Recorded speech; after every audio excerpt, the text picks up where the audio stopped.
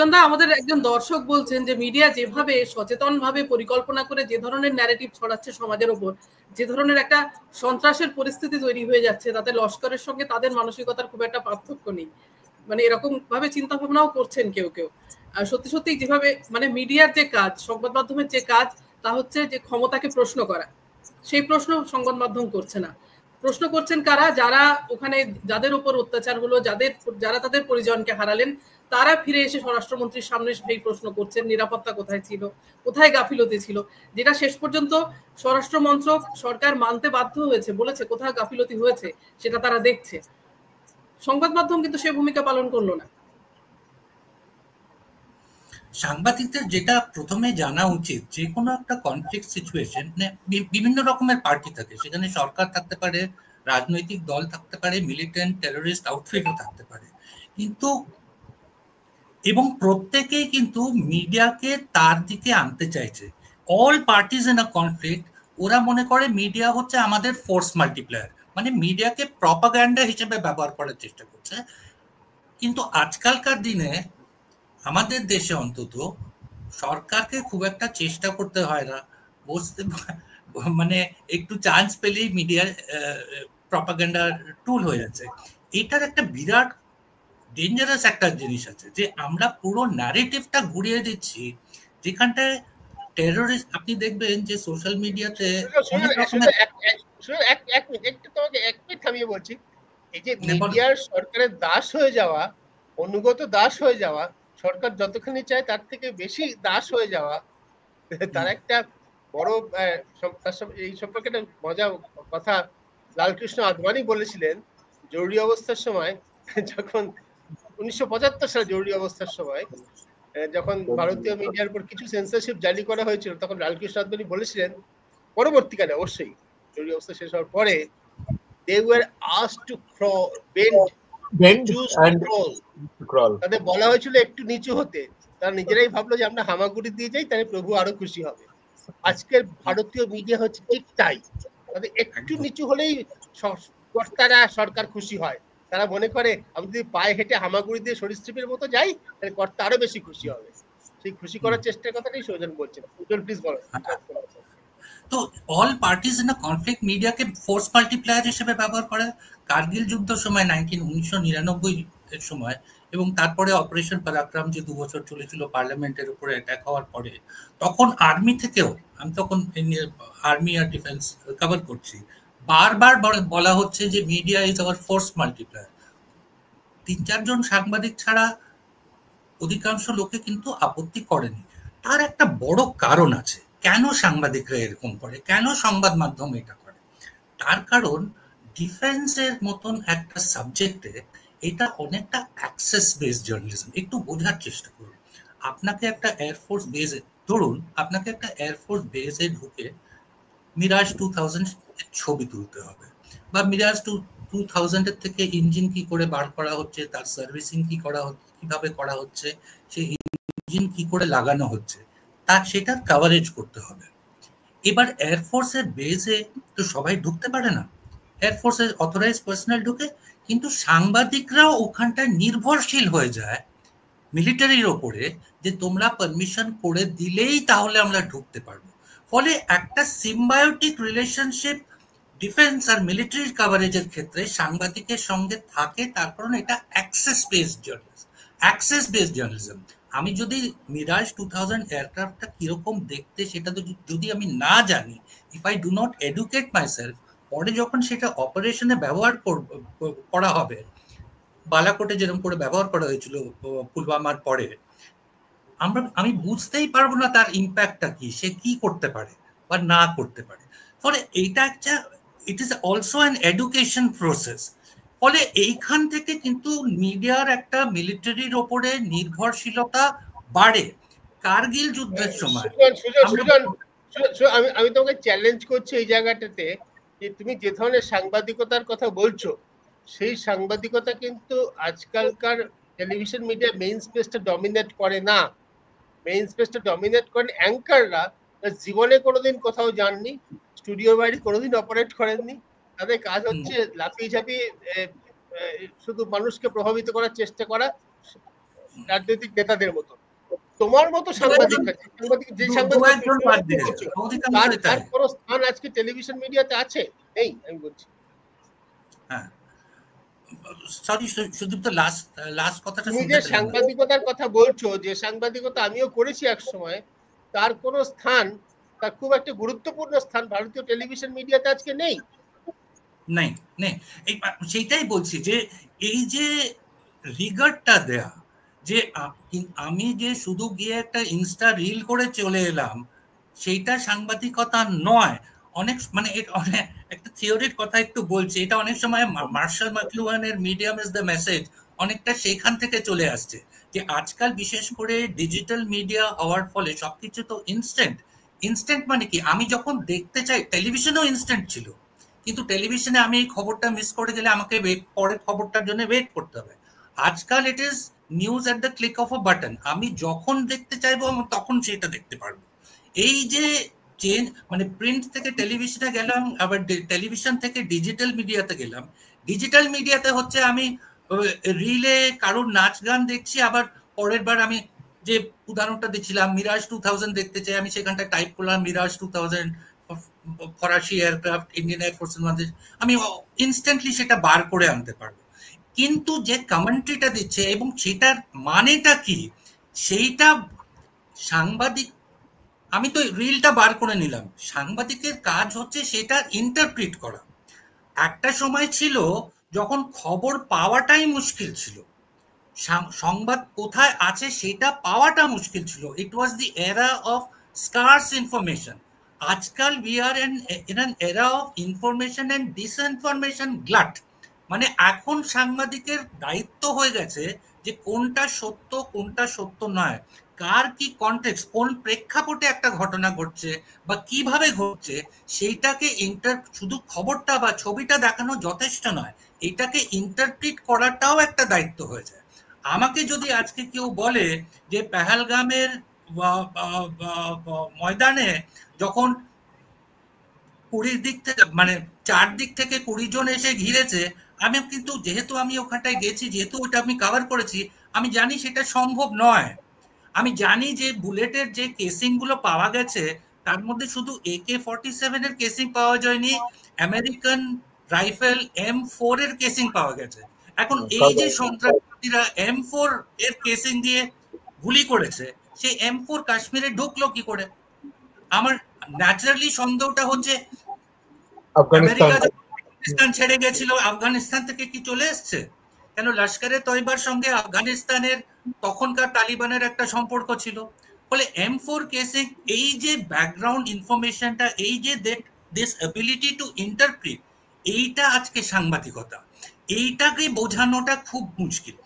দ্বিতীয় যে জায়গাটা হচ্ছে যে তাও যেহেতু কাশ্মীরে গত 10 বছরে যে নতুন প্রজন্মটা উঠেছে এবং রিলেটিভ পিস 4-5 বছরে একটু ভায়োলেন্স কম হওয়ার জন্য, এই যে প্রজন্মটা এরাও কিন্তু খুব ডিজিটালি স্যাভি। এবং আপনারা খেয়াল করে থাকবেন টেলিভিশন চ্যানেলের বাইরে তাদের নিজস্ব ইউটিউব চ্যানেলগুলোতে, তাদের নিজস্ব বিভিন্ন ওয়েবসাইটে, এবং ওদের মধ্যেও প্রচুর ভালো ভালো ফটোগ্রাফার আছে এবং অনেক ভালো ভালো সাংবাদিক আছে, তারা কিন্তু নিজেদের রিস্কে অনেক খবর কিন্তু আপলোড করেছে। এবং সেইখান থেকে আমরা জানি যে তারাও কিন্তু সন্ত্রাসবাদীদের বিরুদ্ধে আন্দোলন করছে, তারাও কিন্তু বলছে যে হ্যাঁ আমাদের ব্যবসা তো শুধু শেষ হয়েছে তা নয়, কিন্তু আমাদের যে এই খবরগুলো কিন্তু মেইন স্ট্রিম মিডিয়া যখন আসছে, মেইন স্ট্রিম মিডিয়া কিন্তু অরিজিনাল এই কাশ্মীরি ছেলে মেয়ের গুলোর কাছ থেকে খবরটা নিয়ে আমরা চালাচ্ছি। ওরা যদি ওগুলো আপলোড না করতো, ওরা যদি আমাদের না দেখাতো, আমরা জানতেই পারতাম না। কাশ্মীরে তো ঘন ঘন ইন্টারনেট শাটডাউন হয়, আজকে যদি এগুলো না হয়, কালকে 2 ঘন্টার জন্য 3 ঘন্টার জন্য ইন্টারনেট, ভারতবর্ষ হচ্ছে সব থেকে বড় রিকোয়েস্ট, সব থেকে বেশি সমস্ত দেশের মধ্যে ইন্টারনেট শাটডাউনের সব থেকে বেশি রিকোয়েস্ট ভারতবর্ষ থেকে যায়। গত 3 বছর ধরে প্রত্যেক বছরে তাই হয়েছে। আমরা এখন কিন্তু ইন্টারনেট শাটডাউন করলে যেটা হচ্ছে, করাটার মুশকিলটা যেটা হচ্ছে, ইন্টারনেটের ওপরে তো শুধু সাংবাদিক বা সাধারণ মানুষ, এটিএম গুলো নির্ভরশীল নয়, শাসকও তো আজকে ইন্টারনেটের ওপরে নির্ভরশীল হয়ে গেছে। এর ফলে কিন্তু ইন্টেলিজেন্স গ্যাদারিং এর প্রবলেম হচ্ছে, কারণ you are getting over reliant on electronic intelligence. Human intelligence আমরা পাচ্ছি। ইন্টেলিজেন্স থাকলে পাহালগামের ঘটনা ঘটতো না, আমরা জানতেই পারতাম যে কে কোত্থেকে এসছে। এই যে প্রশ্নগুলো, এবং আজকাল মানে এই ধরনের টেকনোলজি এত বেড়ে গেছে। কার্গিলের যুদ্ধের সময় আমার মনে আছে আমরা ভোর 4টের সময় কার্গিল থেকে বেরোতাম দ্রাসে যাওয়ার জন্য। দ্রাস যেখানটায় ব্রিগেড হেডকোয়ার্টার ছিল, সেখানে কার্গিল থেকে 1.5 ঘন্টা বেরিয়ে 5টা 5:30 নাগাদ একটা রোড পরে, মানে কার্গিলের থেকে পশ্চিমের দিকে ড্রাইভ করা একটা রোড ব্লকেড হতো, আর্মির রোড ব্লকেড হতো।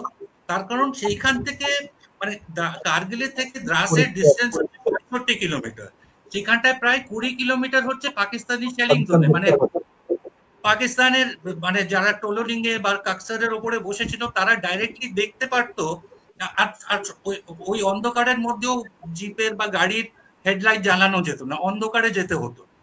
সেই অবস্থায় আমাদের ক্যাপ্টেন ব্রিফ করছে, মানে যে আমাদের কনভয় লিড করছে, সে বলছে আপনি যদি দেখেন যে পাকিস্তানের থেকে কোনো শেল আসছে, বুঝতে আপনি যদি 3টে আওয়াজ শোনেন আপনি বুঝবেন আপনি সেফ। আমি বললাম, জিজ্ঞেস করলাম কোন 3টে আওয়াজ? বুম করে ওই দিক থেকে ব্লাস্ট হচ্ছে, মানে পাকিস্তানের দিকে ফায়ার করা হচ্ছে। তারপরে যদি আপনি হুইসেল শোনেন, শেলটা হাওয়া কেটে আসবে। তারপরে যদি তার ইম্প্যাক্টে এক্সপ্লোশন হচ্ছে, তার মানে শেলটা আপনাকে মিস করে এক্সপ্লোড করে হুইসেলটা হয়েছে। কিন্তু আপনি যদি প্রথম দ্বিতীয় হুইসেলটা না শোনেন, দেন ইট ডাজ নট ম্যাটার। আমাদের আমরা তখন হেসে উড়ে দিয়েছিলাম, তার মানে ওই শেলটা আপনাকে খুঁজে পেয়েছে আর কি। তো আমরা তখন হেসে উড়িয়ে দিয়েছিলাম। কিন্তু এই যে এই ধরনের ফিল্ডের অভিজ্ঞতা, Terry Lloyd ITNN, independent television network UK, দুর্দান্ত সাংবাদিক সে, আর তার ক্যামেরাম্যান আমাদের কনভয়ের সামনে ছিল। আমরা 2003-এ ইরাকের ইনভেশন কভার করছি, কুয়েত থেকে বাসরার দিকে যাচ্ছি, কুয়েত থেকে কোনো মতেই সাদার্ন ইরাকে ঢুকেছি। প্রায় বিরাট লম্বা কনভয়, প্রায় 300টা গাড়ির কনভয়, খাপে খাপে যাওয়া হচ্ছে। প্রথমে 15টা, তারপরে 20টা, এরকম করে বোধহয় আমার 70-80টা গাড়ির সামনে ছিল। একটা আমেরিকান এয়ারক্রাফট সেই কনভয়ের উপরে বম্বিং হলো, টেরি লয়েড আর তার ক্যামেরাম্যান মারা গেল। একই কনভয়েতে আমরা আছি, ব্লু অন ব্লু। ওরা ভেবেছে এটা ইরাকি ইনসার্জেন্টরা পালাচ্ছে বা সাদামের সৈন্য পালাচ্ছে বাসরার দিকে, ওটা গুলি করে ফেলো। বাসরা বাগদাদের অনেক পরে পড়েছে, বাগদাদ আগে দখল হয়ে গেছিল বাসরার আগে। এই যে reporting under fire but with your wits alert, এই যে ইতিহাসটা, পাশে সাদার্ন রুমাইলা অয়েল ফিল্ডের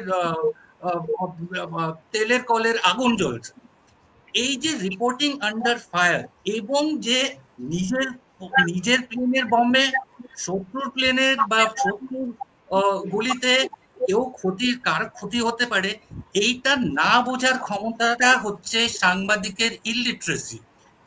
তুমি যুদ্ধে গেলে you have to be ready, অ্যাক্সিডেন্টও হবে, তোমার ক্ষতি হবে। এই যে আমি সব জানি এবং আমি 48 ঘন্টার মধ্যে পাকিস্তান অকুপাইড কাশ্মীর নিয়ে নেব পাহাড়ি অঞ্চলের মধ্যে, তো আজকে 75 বছরে ধরে করতে পারোনি কেন? 47 সালে যখন প্রথম যুদ্ধ হয়েছিল, যার উপরে লাইন অফ কন্ট্রোল বেস, তখন তো ইন্ডিয়ান আর্মি বারামুল্লার উড়ি অব্দি গিয়ে আটকে গেছিল, তারপরে তো যেতে পারেনি কেন? তার তো একটা কারণ আছে, তার টোপোগ্রাফি আছে, তার আর্মি ফোর্স আছে। পাকিস্তান অকুপাইড কাশ্মীর পাকিস্তানের অকুপেশনে আছে as long as Pakistan has existed, and that China is also there. হ্যাঁ, এবং এগুলো না বোঝার ক্ষমতাটা হচ্ছে সংবাদ মাধ্যম এবং সাংবাদিকের অক্ষমতা, অশিক্ষিত। এগুলো না জানার ফলে যেটা হয়, ওই বললাম বড় শহরে এয়ার কন্ডিশন স্টুডিওর মধ্যে বসে মনে করা হয় এই তো আমি আজকে গিয়ে পাকিস্তানে বোমা ফেলে আমি তো চলে আসতে পারি, এরকম ভাবনা সৃষ্টি হয় এবং সেই ভাবনাটা ছড়িয়েও যায় টেলিভিশন চ্যানেলের মাধ্যমে। সুজনের কথা প্রসঙ্গে দুটো কথা বলি। এক হচ্ছে ওই যে সুজন হিউম্যান ইন্টেলিজেন্সের কথা বললো, কার্গিলে যে পাকিস্তানি মদতপুষ্ট সন্ত্রাসবাদীরা ঢুকছে, তার পিছনে পাকিস্তানি সেনাবাহিনী আছে, এই খবরটা ভারতীয় সেনাবাহিনীকে প্রথম দিয়েছিল ওখানে যেন ভেড়া চড়ায় সেই সাধারণ ভেড়া চড়ানোর মানুষ। ইয়ালডর সেক্টরে এটা কিন্তু কোনো ড্রোন থেকে, কোনো সেন্সর থেকে, কোনো ক্যামেরা থেকে আসেনি, একদম সাধারণ মানুষ ভেড়া চড়ায় তারা খবর দিয়েছিল, এবং তাদের খবর সব থেকে বিশ্বাসযোগ্য বলে যুদ্ধক্ষেত্রে এখনো বিশ্বাস করা হয় এরকম জায়গা। দ্বিতীয় কথাটা সুজন যেটা বললেন, এই যে সুজন যে পরিস্থিতির মধ্যে পড়েছিল, ভারতের সেনাবাহিনীর প্রধান ছিলেন একসময় জেনারেল শঙ্কর রায়চৌধুরী। কার্গিল যুদ্ধে যখন হচ্ছে তখন উনি ঠিক আগে তিনি ভারতীয় সেনাবাহিনীর প্রধান ছিলেন, তিনি তখন রিটায়ার করেছেন 97 তখন আমি যে কাগজে কাজ করতাম সেখানে দিনের পর দিন জেনারেল শঙ্কর রায়চৌধুরীর লেখা বের হতো, আমি আর উনি একসঙ্গে মিশে একসঙ্গে বসেই লেখাগুলো লিখতাম। একজন সেনাবাহিনী প্রধান হিসেবে উনি আমাকে যে কথাগুলো বলেছেন আজকে আমি বলতে আমার ইচ্ছা করছে। ওই যে একটা শেল এসে পড়লো, সামনের গাড়িটা চলে গেল, সেনাবাহিনীর অফিসাররা এইভাবেই তৈরি হন, সেনাবাহিনী তৈরি হয়। উনি আমাদের বলছিলেন জেনারেল শঙ্কর রায়চৌধুরী বলেছিলেন, যেদিন আমি সেনাবাহিনীতে জয়েন করেছি সেই দিন পৃথিবীর কোথাও না কোথাও একটা বুলেট তৈরি হয়েছে আমার নামে লেখা। সেই বুলেটটার সঙ্গে আমার দেখা হবে কি না হবে আমি জানি না, আমার কর্মজীবনে দেখা হতেও পারে, নাও হতে পারে, না হয় ভালো, বলে ঠিক আছে, এইভাবেই তারা কাজ করতে যাবে। আরেকটা কথা উনি বলেছেন যেটা বলে সোফি আমি আজকের দিনে আমার বক্তব্য এখানে করে শেষ করব, সেটা হচ্ছে এই যে মিডিয়াতে দেখি না যে যেন তারা লাফিয়ে ঝাঁপিয়ে পড়ে মারছে, খুন করছে, বদলা নিচ্ছে, ফাইল করে বদলা নিচ্ছে, দাঁত মুখ চিবিয়ে, হাত মুখ খিচিয়ে কথা বলছে। আমি জেনারেল শঙ্কর রায়চৌধুরী সহ বহু প্রফেশনাল সোলজারের সঙ্গে কথা বলেছি, সুজন অনেক বেশি, সুজন সহ অনেক বেশি মানুষের সঙ্গে কথা বলছেন। এদের মধ্যে না এই ঘৃণা, এই বিদ্বেষ, এই জিঘাংসা, হত্যা করার ইচ্ছা, প্রতিশোধ নিচ্ছি একদম থাকে না। ওদের সঙ্গে যখন ওদের উপর যদি কোনো ক্ষতি হয়, তাদের ক্ষতি হবে, we lost our voice, lost, they are killed, they are martyred, কোনো কথাটা বলেন না। ওরা খুব ডিসপ্যাশনেটলি, প্রফেশনালি বলে আমরা আমাদের কিছু হারিয়েছি, তার বিনিময়ে আমরা এটা নিয়েছি। ওরাই খুন করে, হত্যা করে কোনো আনন্দ উল্লাস ওরা উপভোগ করেন না। ওরা দেশের জন্য কাজ করেন ঠান্ডা মাথায়, ডিসপ্যাশনেটলি, কোনো আবেগ ছাড়া পেশাগতভাবে ওরা ওদের দায়িত্ব পালন করেন দেশ রক্ষার জন্য। একজন বিদেশি নাগরিককে মেরে ওরা কোনো আনন্দ পান না, কোনো উল্লাস ওদের ভোগ করেন না। আমার দেশ রক্ষার জন্য এই কাজটা আমাকে করতে হলে এটা ওরা মনে করেন। এইভাবে ওরা কাজ করেন বলে আমি ওদের সঙ্গে জেনেছি। সোম অবশ্য অনেক সিচুয়েশনে কাজ করেছে যেখানে সেনাবাহিনী নয়, প্যারামিলিটারি ফোর্স বা সেনাবাহিনীর হয়তো কখনো কখনো তারা কাজ করেন। তারা যখন টেররিস্টদের সঙ্গে কাজ করেন তখন কিন্তু তাদের মানসিকতা অন্যরকম হয়। টেররিস্টরা কিন্তু চিহ্নিত বিদেশি শত্রু নয়, তখন কিন্তু সমস্যাটা অন্যরকম। এখানেও যেমন পহেলগামের ক্ষেত্রে সেনাবাহিনী পৌঁছানোর পরেও কিন্তু সব জায়গাতেই হয়, তারাই কি সত্যিকারই উদ্ধারকর্তা তা নিয়ে কিন্তু সংশয় ছিল। সেখানে তাদের চেঁচিয়ে জোরে বলতে হয় যে আমরা ভারতীয় ফৌজ, ভারতীয় নাগরিকদের নিরাপত্তার জন্য এসেছি। আমাদের পশ্চিমবঙ্গে এই ঘটনা ঘটেছে 2010-11 সালে সম্ভবত, তসলিমুন নাসরিনকে কেন্দ্র করে একটা ঘটনা ঘটেছিল।